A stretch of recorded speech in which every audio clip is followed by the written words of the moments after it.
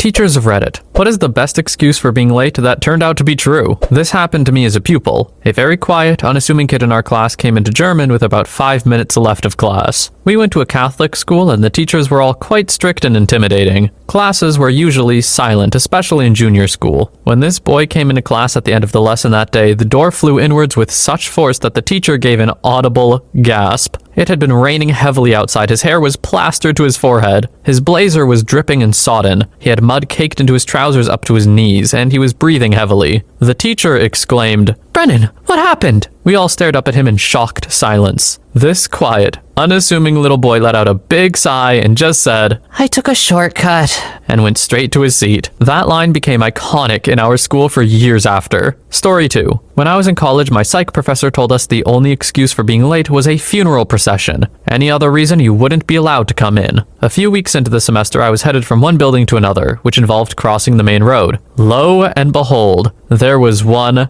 very long funeral procession going by. I got a short video of it as proof and then stood on the sidewalk to let it go by. Unfortunately, the procession made me late to class. I knocked on the door and the professor came over to start to tell me off. I showed her the video. Well, I'll be damned. Come on in. Story 3. I'm an English professor, and one year a pretty good student showed up without one of his 2 major term papers. He explained that his safe had been stolen by a contractor who was working on their house. His laptop was in the safe, and that's where the paper was. I genuinely believe him because he's been a really good student. Then, over the next few weeks, he started to show up to class looking very tired. He said that he was on a hunt for the person who stole his safe, and was spending late nights with his cousin driving around looking for the guy because they knew his van. Now, the student and his cousin were both recently back from tours in Iraq and had seen combat experience. They wanted to find the guy to beat the crap out of him and get the safe back, because his wife's wedding ring was in the safe as well as a bunch of cash. He rewrote the paper and turned it in, apologetic it wasn't up to his usual standards, but he still kept coming to class looking like he hadn't slept.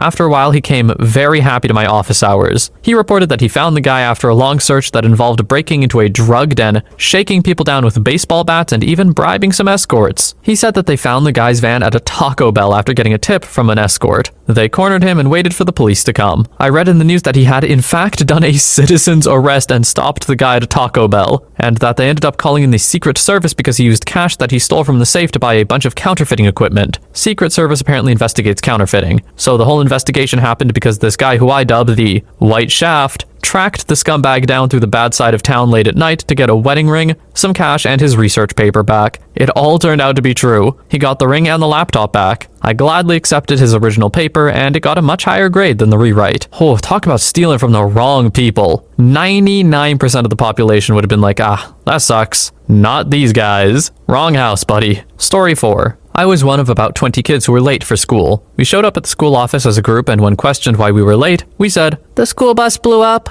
They questioned, so the engine blew up? The kids, "No, the whole bus, in flames, it blew up." There was much conference between the teachers, all of them thinking we embellished the story. Next thing you know, one of the admin staff has the news website open, with a very obvious image of an entire bus on fire with a bunch of kids in our school uniform standing in front of it. Our late slip for our class said, "School bus blew up."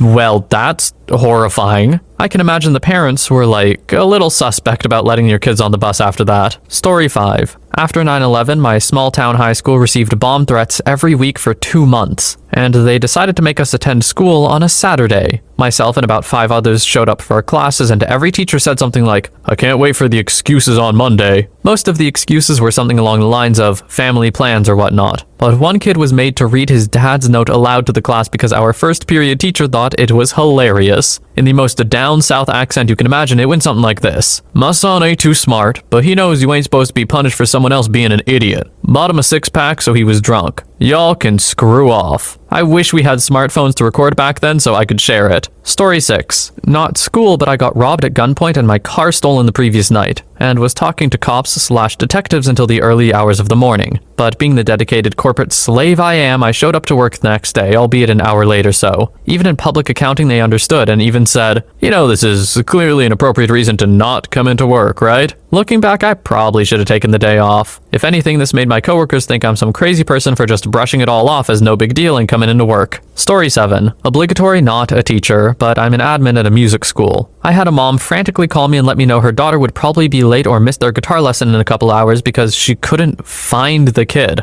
I was just kind of like, okay, well, I will let her teacher know. Got another call about an hour later from the same mom. She found the kid, but apparently the daughter went to a friend's house and decided to dye her hair green. They lived pretty close by, so I did let them know they could still come in for their lesson. Mom said she would call me back and let me know in a minute or two. Never called back. Her daughter showed up for her lesson about 5 minutes late with this bright green coiffure. I got to admit, it looked rad as hell, but also a kind of confusing thing to be an audience to the build-up for. I have never seen this word in my life. Coiffure? Hold on. Coiffure. Noun. A person's hairstyle. Typically an elaborate one. Interesting. Story 8. Obligatory, not a teacher, but a student. I was constantly late to a class my senior year of high school. I had depression, and was on a 504 plan as a result. For this reason, I was allowed some extra time in the hallways before class to recover from the mental stress of being in class, etc. It was super helpful, and yes, a pretty weird 504 plan. One time, I was running late and witnessed a car hit a pedestrian crossing the road, severely injuring him, and the car drove away. My brother, who was in the cars, recognized it and identified it to me as our neighbor, who was also in first period. I stopped to help the pedestrian, also a student at the school, because I had some first aid/lifeguard training. I called him an ambulance and waited for it to show up. I also called the school and told them that he would be going to the hospital. Yep, pretty nice of me. When I got to school, my brother and I went down to the front office to get a note for tardiness. The admin I called was waiting there. He thanked me, gave me a note, and told me to tell the teacher if there were any questions to call him. My brother told him about the car that he'd recognized and that we knew the driver and who that person was. We both went to our classes. I got to first period late again, and my teacher didn't even want to hear my excuse. I pressed the note into her hand and told the story anyway. The driver of the car was sitting in the back of the classroom with a guilty look on her face. She looked scared crapless. When my teacher wouldn't stop giving me crap for my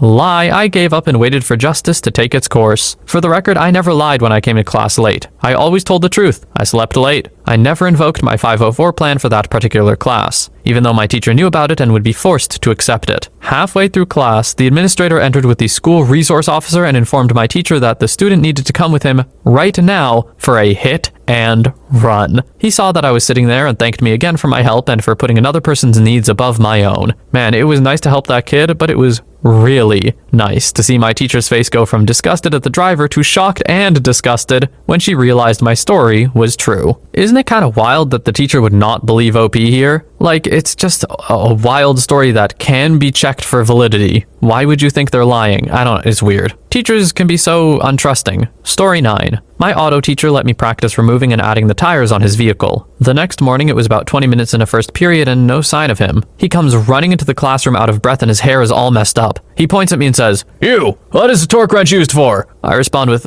I don't know. He says, "I know you don't know." Turns out, one of his tires came off while driving down the highway. Well, he probably should have checked them if he had a student fiddling around with them, so that's partly on him. On the other hand, OP, you screwed up. But I bet you know what a torque wrench is for now. Story 10. Kindergarten teacher. One of my students is just a very, very heavy sleeper. They often arrive late and miss our first class. After nap time, they will remain asleep no matter what we do. Music, tilting the bed slightly, asking them questions, even gently standing them up, nothing. Most children can't help a cheeky grin or something when they don't want to wake up, but we get no response from this one until they naturally wake up. Nothing medical, just sleeps like a rock.